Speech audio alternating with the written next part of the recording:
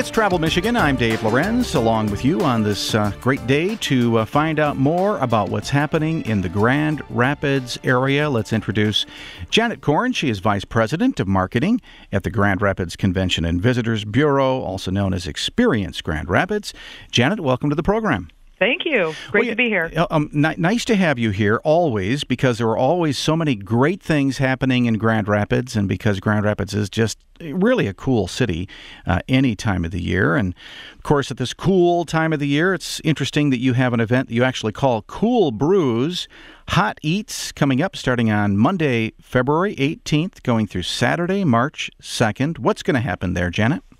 Well, in celebration of Beer City, USA, which the public awarded to Grand Rapids last spring, we decided to kind of lock arms with the Winter Beer Festival that happens on February 23 and really turn it into a 2-week beer celebration. Mm-hmm. Well, let's find out about this kind of designation of Grand Rapids becoming Beer City, USA first, and then we'll find out more about the event. How did that all come about, and who actually named Grand Rapids as Beer City, USA? Well, I would say the public named us Beer City, USA through a public online vote through the Examiner.com. So apparently there was a statistical tie with Asheville, North Carolina, but this year when we get to vote again, we intend to fully own that. Well, it does make sense to me. I just happened just a few weeks ago, I was in Grand Rapids a Saturday night. My wife and I went in to meet some others, and we went to a new place to us. Of course, I can't think of it, but it's a nice new microbrew place over by the Van Andel Arena. Yes, actually the Grand Rapids Brewing Company, Dave, might have been the name. That's it. It just reopened, and when I say reopened, Grand Rapids Brewing Company is an old historical name back from pre-Prohibition when they were brewing beer in Grand Rapids, and it's been brought back to our community by the operator of the Hopcat. Oh, cool. Well, that really is a neat place, very close to the Van Andel Arena, and it has that kind of old feel to it, almost like a barn feel on the inside. And we thought the atmosphere was fantastic, and the food and beverage was as well. Tell us about some of the other places in Grand Rapids that people might be talking about when it comes to microbrews. Well, within the downtown area, there's 4 breweries or microbreweries, and then throughout the really close 20-minute drive, you can find actually 15 different establishments. But listeners might be familiar with the name Founders. Oh, yeah. And all the Founders beer that's really served and sold throughout the United States is brewed in downtown Grand Rapids. Currently, they're actually expanding their capacity, and it's exciting. It's really a business that 15 years ago was just trying to really put it together and start out, and it's booming. So it's our biggest brewery, but it's really fun to see all the other ones popping up, and some of them are neighborhood establishments. People who are just into craft beer and smaller audiences, but they all have kind of carved their own niche with style of beer, food, and the ambiance.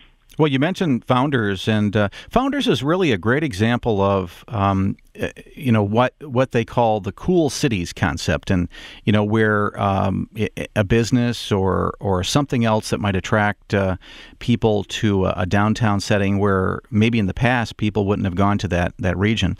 A business sets up, and it attracts a certain crowd. In this case, attracts just about everybody, and really changes the entire environment around it. And you look what Founders has done to that area, not too far away from the Van Andel Arena. And of course, Founders and Van Andel and all the other development together has helped to make Grand Rapids an even cooler place to be. It has. And, craft beer fans are fairly passionate, so it's great that we're really have a concentration of choices and options for people to explore and really get a real sense of the Grand Rapids experience. Well, the big Cool Brews Hot Eats event starts on the 18th. What are people going to be looking for when they come to the event? Well, what we hope to do with this event was to encourage people to try food along with craft beer.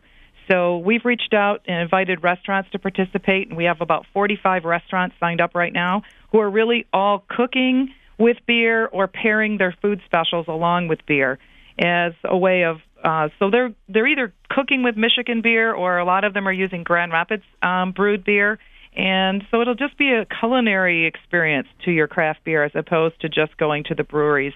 But we're also working with the breweries, and our microbrew locations are doing some promotions. There's other establishments that are doing tap takeovers, beer dinners, beer specials.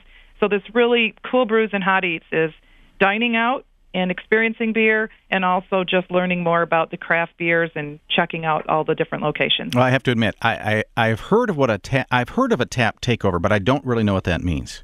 Well, what it means is that a location that typically has multiple breweries on their draft for that particular evening will decide to choose to serve only one particular brewery's product that night. Okay. Yep. So you might decide that if Founders has a tap takeover, all of the taps that particular evening in the restaurant or the establishment would actually be designated to their products. Well, I was looking at your website, experiencegr.com, and had a nice link to the Grand Rapids breweries all throughout West Michigan, really, but mostly in Grand Rapids.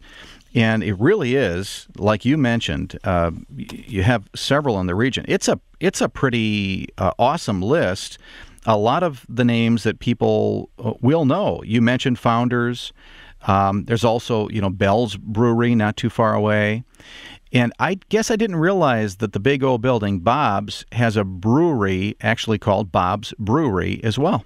It does. The Bob has been, a great center for nightlife and entertainment in downtown Grand Rapids, really since just after the Van Andel Arena opened.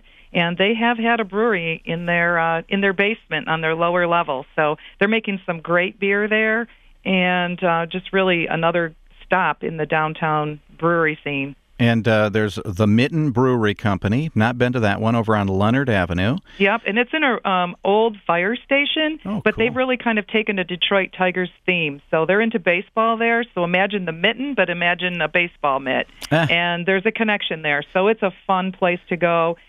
They serve great pizza, and they're making great beer.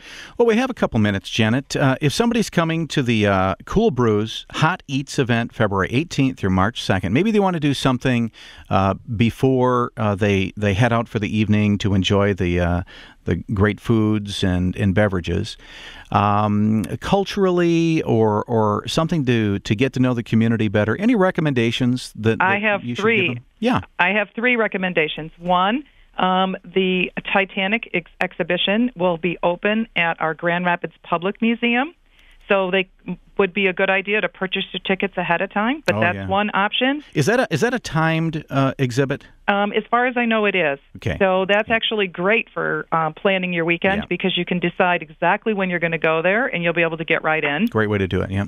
They're also opening on February 1st, both the Grand Rapids Art Museum, which is right central located downtown Grand Rapids, or the Frederick Meyer Gardens Sculpture Park. Both are opening new art exhibitions. So the one at the Art Museum downtown is all about graphic arts.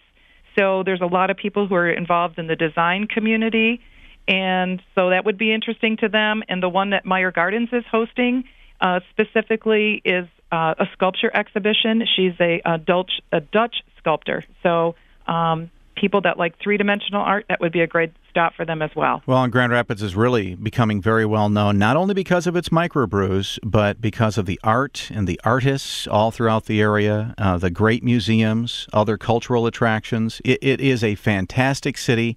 I can't recommend it more highly, so please consider checking it out. You're going to have a great time when you experience Grand Rapids. I want to thank Janet Korn, Vice President of Marketing for Experience Grand Rapids.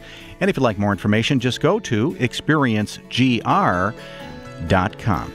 Well, that's all the time we have for today's program. On behalf of George Zimmerman and Michelle Benache, I'd like to thank you for joining us today, and also like to thank Mark Blackwell for engineering today's program. Hope you get out there and enjoy a little bit of Michigan yourself and have a great time. And remember, as you travel Michigan, your trip begins at Michigan.org.